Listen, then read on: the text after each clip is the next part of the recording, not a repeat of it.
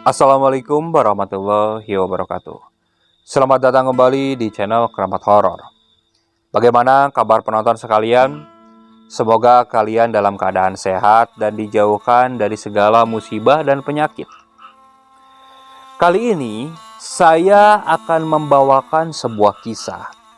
Kisah ini dialami oleh salah seorang kenalan saya. Jadi, desa sebelah tempat tinggal teman saya ini pernah mengalami sebuah teror. Namun siapa sangka, teror yang menimpa desa sebelah itu harus dia alami. Khususnya temanku ini, dia bahkan mengalami 2 kali diteror oleh makhluk tersebut. Bagaimana kisahnya? Simak terus videonya sampai selesai dan jangan lupa, sebelum mulai ke ceritanya, alangkah baiknya kalian siapkan kopi dan cemilan dulu, supaya saat mendengarkan kalian benar-benar rileks. Dan kalau kalian yang mendengarkan saat hendak tertidur, jangan lupa baca doa dulu. Dan semoga kalian bermimpi indah.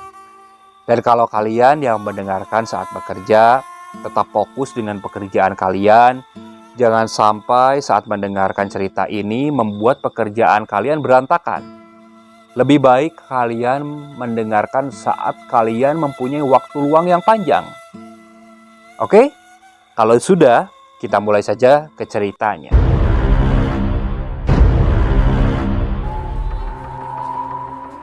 Peristiwa ini terjadi di akhir tahun 2014.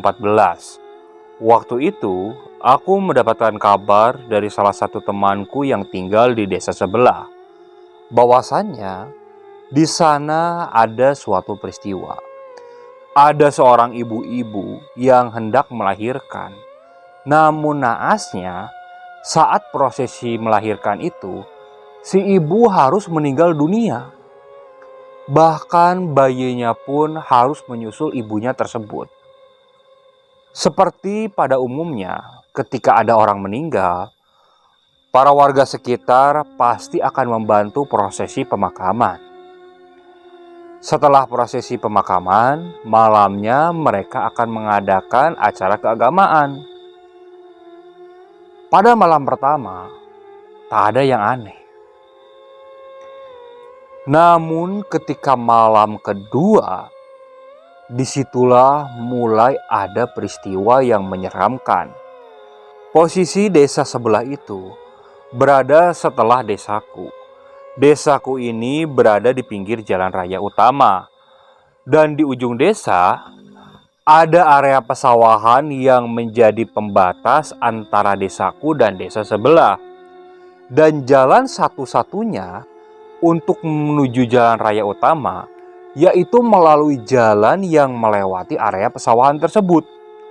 Dan area pemakaman di desa sebelah itu tepat berada setelah area pesawahan. Jadi, ketika malam kedua ini, setelah tahlilan, para warga di kampung sebelah itu, mereka kembali kepada aktivitas mereka seperti biasanya. Ada yang pergi ke pos ronda, ada yang pergi ke warung kopi, ada yang nongkrong di teras rumahnya. Dan pos ronda di kampung sebelah itu berada di ujung desa yang berdekatan dengan area pemakaman. Karena itu menjadi akses jalan satu-satunya menuju jalan raya utama atau menuju desaku. Ketika pukul setengah 10 malam, para warga yang berada di pos ronda, mereka sedang asik bermain gaple. Tiba-tiba, mereka mendengar seperti ada seorang perempuan yang sedang menyanyikan lagu untuk menidurkan anak kecil. Awalnya, para bapak-bapak yang sedang asik bermain gaple itu, mereka tidak menghiraukan suara tersebut. Namun lama-kelamaan, suara perempuan itu semakin jelas. Dan ditambah lagi, mulailah tercium bau amis yang cukup menyengat. Si bapak yang bermain gaple dan yang menghadap ke arah jalan, Dia melihat dari kejauhan, tepat dari arah pemakaman. Dia melihat ada seorang perempuan yang berjalan mendekat. Dia mulai ambil lampu senternya. Dia arahkan. Dan ketika lampu senter itu menyorot ke arah sosok perempuan itu, si bapak itu langsung terdiam. Tampak tangannya mulai gemetar. Teman-temannya yang lain yang melihat si bapak itu seperti itu, langsung melihat ke arah yang ditunjukkan oleh si bapak tersebut. Dan mereka melihat sosok perempuan berambut panjang menggunakan pakaian seperti daster. Namun dari pakaiannya itu, tepat di bagian bawahnya, seperti mengucur darah segar. Dan darah itu seperti mengalir terus ke bawah. Terlihat dari kakinya seperti berumuran darah. Yang lebih menyeramkannya, muka dan kulit dari perempuan tersebut tampak benar-benar pucat. Perempuan itu seperti menggendong seorang bayi yang baru melahirkan. Bayi tersebut terlihat seperti masih berumuran darah. Para warga yang melihat penampakan seperti itu, mereka hanya terdiam. Seakan terkesima dengan apa yang mereka lihat. Namun lama-kelamaan, ketika perempuan itu tepat berada di depan pos ronda, perempuan itu berhenti. Dan disitulah para warga seakan mendapatkan kesadarannya kembali. Mereka langsung berlarian tak tentu arah. Ada yang berlarian ke arah kebun. Ada yang malah berlari ke area pemakaman. Pokoknya berpencarlah para bapak-bapak di sana. Namun ada salah seorang bapak-bapak yang waktu itu dia malah langsung bersembunyi di kolong pos ronda. Entah apa yang dipikirkannya. Dia coba menutup matanya. Sesekali dia mengintip dari sela-sela tangannya. Dan terlihat sosok perempuan itu mulai mendekat ke arah si bapak yang bersembunyi di kolong pos ronda itu. Ketika dia sampai, sosok perempuan itu seperti berbicara. "Pak, tolong." Seketika, si bapak yang bersembunyi di kolong pos ronda itu langsung pingsan. Kejadian itu langsung membuat geger warga desa. Besok malamnya, setelah tahlilan, sebagian warga yang tidak percaya menganggap cerita dari orang yang di pos ronda itu seperti bualan saja. Mereka tetap beraktivitas seperti biasanya, namun pos ronda kini sepi. Mereka memilih untuk berdiam diri di teras rumah. Dan ketika pukul 9 malam, mulai terdengar kembali suara nyanyian seorang perempuan yang seperti sedang menenangkan anaknya. Suara nyanyian itu tampak pilu dan terdengar cukup menyeramkan. Apalagi dengan suasana desa yang benar-benar hening. Awalnya, warga yang berada di teras rumah, mereka diam saja. Namun lama-kelamaan, ketika suara itu semakin jelas, mereka mulai masuk ke dalam rumahnya masing-masing. Mereka kunci pintu rumah. Namun karena penasaran, beberapa warga masih mengintip dari balik jendela. Dan ketika mengintip, tampak sosok perempuan itu seperti berjalan mendekat ke rumah-rumah warga. Rumah-rumah warga seperti diketuk satu persatu. Warga yang mengintip itu langsung menutup jendelanya dan langsung bersembunyi di kamar. Naasnya, malam itu pintu rumahnya juga mengalami diketuk oleh sosok makhluk tersebut. Besok malamnya lagi, suasana desa setelah acara tahlilan benar-benar sepi. Keluarga korban yang mendengar cerita dari warga tersebut tidak bisa berbuat apa-apa. Mereka hanya berusaha untuk mendoakannya saja. Namun, kejadian aneh terus terjadi. Ketukan terus terjadi di rumah-rumah warga. Bahkan parahnya, kini mulai gagang pintu rumah warga itu seperti bergerak sendiri. Seakan seperti ada orang yang membuka dan ingin masuk. Dan besok malamnya, kejadian pun lebih parah. Kini, gordeng di rumah warga tersebut yang menutup jendela seakan terbuka sendiri dan menutup sendiri. Ada beberapa warga yang waktu itu melihat kejadian tersebut. Dia sedang nonton televisi. Awalnya ada suara ketukan. Dia mulai mematikan suara televisi. Dan setelah suara ketukan itu, ia melihat gagang pintu rumahnya itu seperti bergerak-gerak sendiri. Pandangannya terus melihat ke arah gagang pintu. Namun tak berapa lama, gordeng yang menjadi penutup jendela rumahnya tersebut seperti bergeser dengan sendirinya. Dan ketika bergeser, tampak ada sesosok perempuan yang begitu menyeramkan yang berdiri di luar jendela rumahnya tersebut. Sosok perempuan itu mukanya benar-benar pucat. Tampak ada lebam di beberapa mukanya. Perempuan itu melotot ke arah orang yang sedang melihat ke arah jendelanya itu. Otomatis orang itu langsung berlari dan masuk ke kamarnya. Dan kejadian itu dialami oleh beberapa warga yang lain. Hingga akhirnya kampung itu atau desa tersebut benar-benar sepi. Seperti desa mati. Dan kabar seperti itu sampai ke desa tempat tinggalku. Namun warga di desa tempat tinggalku, mereka menganggap itu hanya kabar angin biasa. Karena mereka tidak melihat ataupun mengalami. Hingga ada suatu peristiwa. Setelah 2 minggu meninggalnya perempuan tersebut.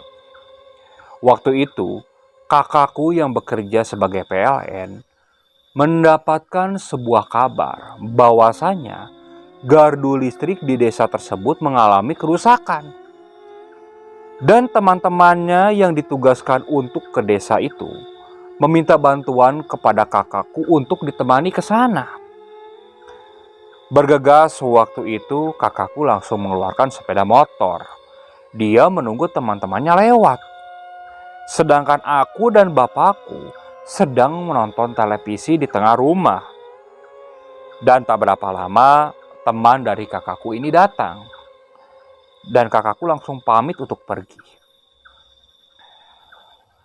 Singkat cerita, kakakku dan teman-temannya itu, mereka mulai memasuki desa tersebut. Dan ketika masuk, desa tersebut benar-benar sepi. Kakakku yang waktu itu memang sudah mendengar kabar angin tentang kondisi di desa itu, coba menepis apa yang dia dengar. Dan ketika kakakku dan beberapa temannya sampai di gardu listrik, mereka langsung memperbaiki gardu listrik tersebut. Setelah cukup lama, akhirnya gardu listrik tersebut selesai diperbaiki. Tampak listrik di desa tersebut mulai menyala. Setelah itu, mereka bergegas akan pulang. Namun, ketika mereka sampai di pertengahan desa, Samar-samar kakakku yang mengendarai motor di paling depan ini, dia melihat ada seorang perempuan yang sedang menangis di pinggir jalan. Kakakku berhenti. Begitupun temannya yang menggunakan mobil. Dan saat kakakku turun dari motor, hendak menanyakan kondisi dari perempuan yang berada di pinggir jalan tersebut, kakakku merasakan ada sesuatu yang aneh. Ketika mendekat, kakakku mencium ada aroma bau amis yang cukup menyengat. Namun kakakku terus mendekat ke arah perempuan tersebut. "Bu, maaf, kenapa bu?" ucap kakakku kepada perempuan tersebut. Perempuan itu hanya menangis. Dan saat kakakku hendak meraih pundak perempuan tersebut, perempuan itu menoleh perlahan ke arah kakakku. Dan saat menoleh, di situ kakakku benar-benar merasa ketakutan. Wajah perempuan itu benar-benar menyeramkan.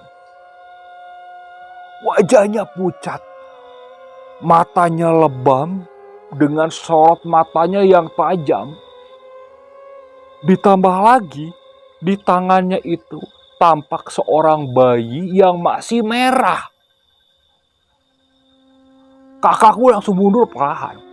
Teman kakakku yang baru saja turun dari mobil dan menghampiri kakakku. Dan ketika melihat perempuan itu, teman kakakku langsung berteriak. Otomatis, kakakku pun langsung naik ke motor dan pacu motornya sekencang mungkin. Dan begitupun temannya yang menggunakan mobil. Mereka langsung pacu mobil itu sekencang mungkin. Namun naasnya, ketika kakakku melewati area pemakaman, di situ motornya mati. Mobil yang dikendarai oleh teman kakakku ini, dia menunggu motor kakakku menyala. Namun beberapa kali kakakku coba untuk menyala. Motor tersebut tidak mau menyala. Dan di belakang, mereka mendengar suara cekikikan tawa perempuan. Karena sudah sangat takut, teman kakakku itu langsung menyarankan supaya motor kakakku ini dinaikkan saja ke atas mobil. Kakakku pun setuju, karena mereka sudah mengalami ketakutan yang luar biasa. Dengan cepat, waktu itu teman-teman kakakku langsung menggotong motor kakakku dan disimpan di bak belakang. Kakakku langsung naik ke bak belakang, karena posisi di depan penuh. Dengan perasaan takut waktu itu, kakakku coba berdoa. Dan ketika mobil melaju, tampak dari belakang mobil, sosok perempuan itu seperti melayang dan mengikuti mobil tersebut. Kakakku yang berada di bak paling belakang karena takut, terus saja menggebrak-gebrak ke depan supaya sopirnya itu atau teman kakakku yang mengendarai mobil memacu mobil itu cukup kencang. Teman kakakku yang melihat dari spion sepertinya sadar dengan apa yang dilihat kakakku. Dia pacu mobil itu sekencang mungkin. Hingga akhirnya mobil itu sampai di rumahku. Aku dan bapakku yang waktu itu belum tertidur cukup kaget melihat kondisi kakakku dan teman-temannya yang wajahnya cukup pucat. Bapak dengan segera menyuruh kakak dan teman-temannya untuk beristirahat dulu di teras rumah. Dan aku disuruh untuk mengambilkan air minum.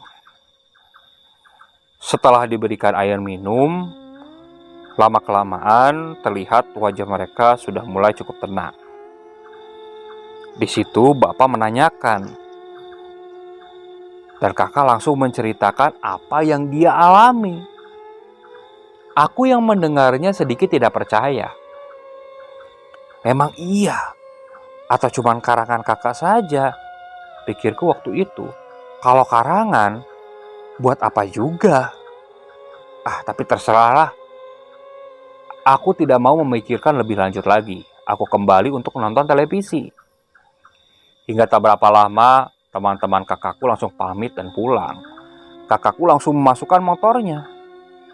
Dan dia langsung tertidur di sofa di ruang tengah. Aku mempunyai kebiasaan. Ketika asik nonton televisi, khususnya bola, aku pasti tidur di ruang tengah. Dan motor waktu itu dimasukkan dan disimpan di ruang tengah juga. Kakakku sudah terlelap tidur di sofa yang berada di ruang tengah. Bapakku juga sudah tidur di kamarnya. Sedangkan waktu itu aku masih terjaga untuk menonton televisi. Lampu ruang tengah aku matikan. Jadi pencahayaan hanya dari layar televisi saja. Lama-kelamaan, mataku mulai mengantuk. Tanpa sadar, aku tertidur. Entah pukul berapa. Ketika tidur, aku seperti mendengar suara tangisan. Awalnya aku biarkan. Namun lama-kelamaan, suara tangisan ini terdengar menyayat hati. Di situ pelan-pelan aku mulai membuka mata. Pandanganku masih mengarah ke layar televisi. Di situ kembali aku mendengar suara tangisan. Aku menoleh ke arah sumber tangisan. Dan ketika aku menoleh tepat ke arah motor, di atas motor ada seorang perempuan yang duduk. Perempuan itu sedang menangis. Karena baru bangun tidur, kesadaranku belum pulih sepenuhnya. Aku terus saja melihat sosok perempuan itu. Perempuan itu masih terus saja menangis. Lama-kelamaan, dia mulai mengangkat wajahnya dan memperlihatkan wajahnya ke arahku. Wajahnya benar-benar pucat. Namun di dekat matanya seperti ada lebam. Matanya itu menatap tajam ke arahku. Di situ, kesadaranku langsung pulih sepenuhnya. Aku diam menatap sosok tersebut. Sosok itu tersenyum ke arahku. Namun bukan senyum yang manis. Seakan senyum itu terkesan cukup menyeramkan. Tangan kananku meraih tubuh kakakku. Aku goyang-goyangkan, berharap kakakku ini bangun. Sayangnya, kakakku ini tidak bangun sama sekali. Dan sosok itu mulai turun dari motor dan seakan mendekat ke arahku. Di situ ketakutanku sudah memuncak. Tanpa pikir panjang, aku langsung pejamkan mataku dan berteriak. Wah! Mendengar teriakanku, bapakku langsung keluar dari kamarnya. Dia langsung nyalakan lampu ruang tengah. Dan ketika dinyalakan, menurut bapakku, dia masih melihat sosok perempuan tersebut. Namun ketika bapakku seperti melemparkan tasbih ke arah perempuan tersebut, perempuan itu hilang. Posisi waktu itu aku hanya terpejam, jadi tidak tahu apa-apa. Yang jelas ketika aku membuka mata, tasbih yang biasa digunakan berzikir oleh bapakku itu sudah berada tepat tak jauh di depanku. Sedangkan kakakku masih tertidur. Parahnya lagi, ketika bapakku sedang coba menenangkanku, kakakku masih benar-benar tertidur. Aku sangat kesal kepada kakakku waktu itu. Entah kenapa, dia seperti tidak mendengarkan suara-suara yang berada di ruang tengah ini. Bahkan digoyang-goyangkan oleh ibuku untuk bangun. Kakakku masih anteng saja tertidur. Waktu itu aku langsung pindah untuk tidur di kamar. Sedangkan kakakku masih terlelap di kursi yang berada di ruang tengah. Hingga esok pun tiba. Ibuku waktu itu sempat memarahi kakakku. Karena ketika kejadian seperti itu, kakakku sedang asik-asiknya tertidur. Namun menurut kakakku, ketika dia tidur, dia bermimpi. Dia berada di desa sebelah tersebut. Dan ketika berada di desa sebelah itu, dia merasakan sesuatu perasaan yang benar-benar takut. Dan ketika dia menoleh ke sekeliling, di sekeliling desa itu benar-benar sepi. Tak ada siapapun. Kakakku hanya berdiam diri di jalan di tengah desa itu. Dan lama-kelamaan dari arah depan, kakakku melihat perempuan yang sedang bernyanyi sambil menggendong bayi mendekat ke arah kakakku. Kakakku hanya diam terpaku menatap sosok perempuan itu. Lama-kelamaan, perempuan itu terus saja mendekat ke arah kakakku. Dan ketika sudah dekat, tampak wajah perempuan itu seperti wajah perempuan yang pernah kakakku lihat di desa sebelah. Benar-benar menakutkan. Dan saat itu, kakakku bangun. Namun dia merasakan tubuhnya ini sesak. Dia tidak bisa menggerakkan tubuhnya. Bahkan untuk teriak pun dia tidak bisa. Padahal jelas-jelas waktu itu dia melihat aku, bapak, dan ibu berada di ruang tengah. Tapi dia tidak bisa berbuat apa-apa. Mendengar cerita kakakku, bapakku menyebut apa yang dialami kakakku itu dengan ketindihan. Dan bapakku bertanya, apa kakakku ketika pulang sempat membersihkan diri? Kakakku menggeleng. Menurut bapakku, ketika kita pergi ke tempat yang seperti itu atau menyeramkan, sebaiknya ketika pulang ke rumah kita bergegas untuk membersihkan diri dan mengganti baju. Apalagi ketika kita tidur dan lupa berdoa. Nah, disitulah sosok setan itu lebih mudah mengganggu kita, ucap bapakku menjelaskan. Besok malamnya, setelah kejadian itu, aku enggan untuk tidur di ruang tengah. Jadi aku tidur di kamar. Aku berharap waktu itu tak ada kejadian yang aneh-aneh lagi. Namun nyatanya, ketika pukul 1 malam dan aku hendak pergi ke kamar mandi, di situ aku mulai merasakan ada sesuatu yang aneh lagi. Saat di kamar mandi, aku buang air kecil. Tiba-tiba, aku merasakan di belakangku ini, tepat di bahuku, aku seperti merasakan ada rambut yang menyentuh bahuku ini. Padahal waktu itu rambutku pendek, bahkan mendekati kecepak. Aku belum berani menoleh. Setelah selesai buang air kecil, aku membalikkan badan. Dan disitulah aku melihat sosok perempuan yang kemarin malam aku lihat. Dia sudah berada di kamar mandi dengan posisi kepala membalik dan menghadap ke arah wajahku. Dan rambutnya menjuntai ke bawah.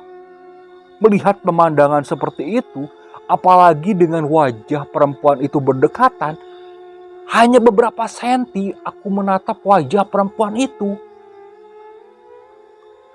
Aku langsung lemas. Aku langsung terduduk di kamar mandi. Di situ, aku langsung tak sadarkan diri. Karena melihat perempuan itu benar-benar menakutkan. Hingga akhirnya aku dibangunkan bapakku saat akan mengambil wudhu. Aku menceritakan apa yang aku alami. Di situ bapakku langsung berpikir, kenapa perempuan itu bisa menteror rumah kami? Padahal dari keluarga kami ini tidak berbuat salah sama sekali. Bapak coba berpikir keras. Dan disitulah baru ada suatu jawaban. Jadi, yang meninggal ini adalah teman dari ibuku. Dan saat prosesi pemakamannya, ibuku waktu itu tidak hadir sama sekali.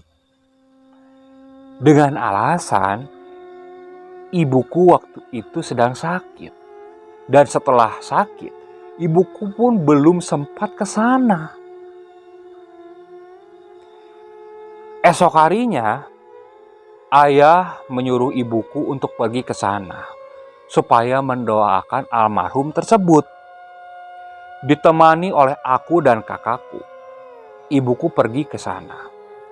Setelah sampai di rumah almarhum, ibu sengaja tidak menceritakan apa yang kami alami, supaya kejadian itu tidak menjadi pikiran ke keluarga almarhum. Setelah dari rumah almarhum, ibu langsung mengunjungi ke kuburannya. Di sana, ibu mendoakan almarhum. Setelah selesai, kami langsung pulang. Dan ketika malam, kami tidak mengalami hal yang menakutkan lagi. Sedangkan di kampung sebelah, konon kejadian itu masih berlanjut. Sampai 40 harinya meninggal perempuan tersebut. Dan setelah 40 harinya, mulailah teror itu tidak ada. Dan warga pun mulai berangsur berani keluar rumah. Lama-kelamaan warga mulai melupakan teror tersebut. Dan teror itu pun sudah hilang kemana. Tak pernah lagi dialami oleh warga. Entah kenapa. Entah apa yang membuat perempuan itu gentayangan di sana. Warga di sana pun tidak mengetahui.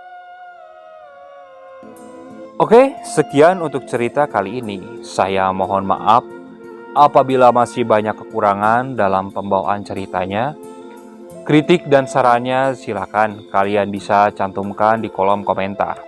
Tak lupa saya juga ucapkan terima kasih kepada para penonton yang masih setia mengikuti cerita dari channel Keramat Horor ini. Semoga kalian selalu diberikan kesehatan, dijauhkan dari musibah, dan dilancarkan rezekinya. Dan bagi para penonton yang masih belum subscribe, alangkah baiknya kalian klik tombol subscribe-nya supaya kami bisa terus bersemangat untuk membawakan cerita-cerita lainnya.